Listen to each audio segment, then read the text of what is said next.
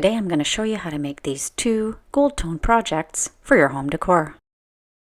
Welcome back to my channel. If you're new here, I am Deneen and this is Design by Denine.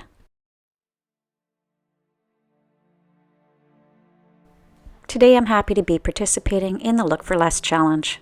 This challenge is hosted by Yami from the Latina next door. I have a link to Yami's channel in the description box below, as well as a link to the playlist. Please be sure to go and check out all the other talented YouTubers.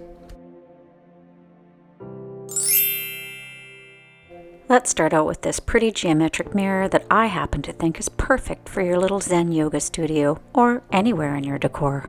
You're going to need a Dollar Tree mirror and various sizes of dowels. 4 at 8 inches, 4 at 10 inches, 4 at 12 inches, 2 at 16 inches, and 2 pieces at 5.5. Most of these supplies were purchased from the dollar store. However, I did go to the hardware store and purchase 2 24-inch long dowels to cut down to 16 inches.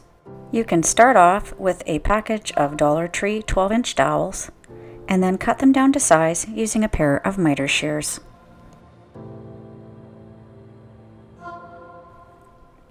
If you end up with a bit of a rough edge, I just use a sanding block and sand it down. I've used these Dollar Tree wooden planks as my starting point. Starting with my 2 16-inch long dowels and my wooden plank, I'm using my T-square to make sure that they're perfectly centered.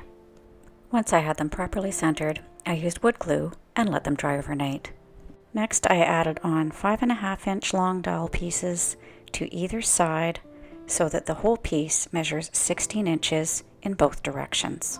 The reason that I did this, as opposed to adding 2 more 16-inch long dowels, was because this allowed the piece to remain flat. Next, I'm going to be adding the innermost square using my 4 12-inch long dowels. First, I measured 3 3/4 inches from each end of the 12-inch dowel and marked it with a pencil. I also marked off 2 inches from each end of the 16-inch long dowels. Using the marks on both sets of dowels, use them to align the 2 marks, placing all of your 4 12-inch dowels to make a perfect square with the ends almost touching but not quite, and then glue them into place using wood glue and let dry overnight. Next, we're going to add our 10-inch and 8-inch dowels to the ends of the mirror frame. You might find it easiest to start on the end and work your way in, or start in the middle. I've pre-marked the lines on both of my dowels, in 2.5 inches on the 10-inch dowels and in 1.5 inches on the 8-inch dowels from the ends. The distance in between the 3 dowels is 3/4 inch. I used wood glue to glue these and let it dry overnight. All done, and gold. Mirror before and after. You can remove the mirror to paint the frame, or you can tape off the mirror. Either way works. I attached the mirror to the frame using hot glue. Here's a close-up view. Here's my cost savings from theirs to mine. How do you think I did? I think I did a pretty good job.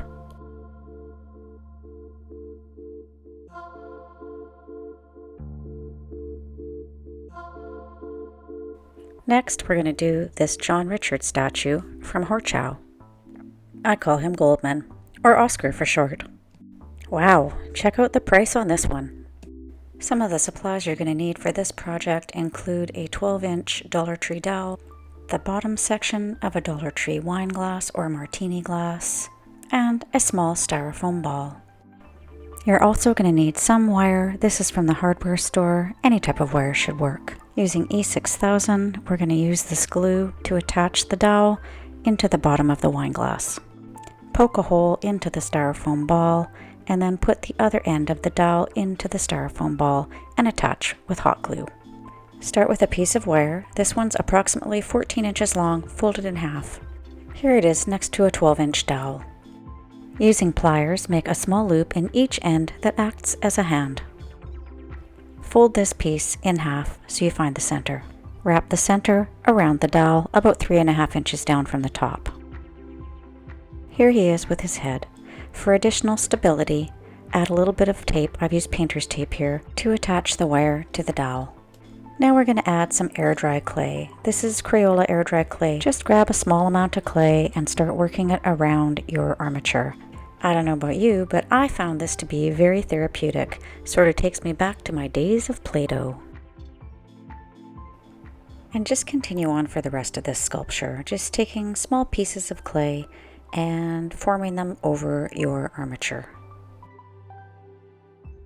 You don't have to worry too much about getting the clay absolutely smooth, since the texture of the piece that we're duping is not smooth.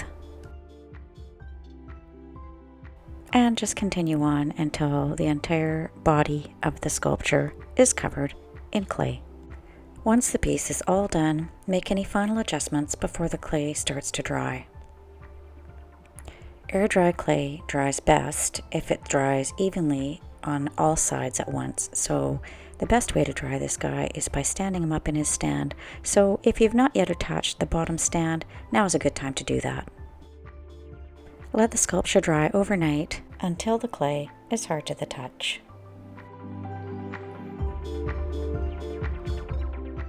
As you can see, the clay cracked a little bit when it dried. So I'm just using some tacky craft glue here, which I picked up at the dollar store, and I'm just gonna apply a bit of glue and sort of rub it into those areas where the clay has cracked and then let it dry. Here's what it looks like with the glue dry before I've applied the paint. And here is the first coat of paint in Rust-Oleum Gold Metallic. Gold paint complete. Now we need to add the stand onto the bottom of the statue. Here's what I used. I've used one of these storage containers that I picked up at Dollar Tree. And here's another option for you. You can always use a small food can. You don't even have to take the food out of it. This provides a nice solid base for your statue. I just used the bottom section without the top. Then I just gave it a coat of white satin spray paint and attached it to the bottom of the statue using E6000. To replicate the spheres that the statue's holding, I started out with these Christmas ornaments from Dollar Tree.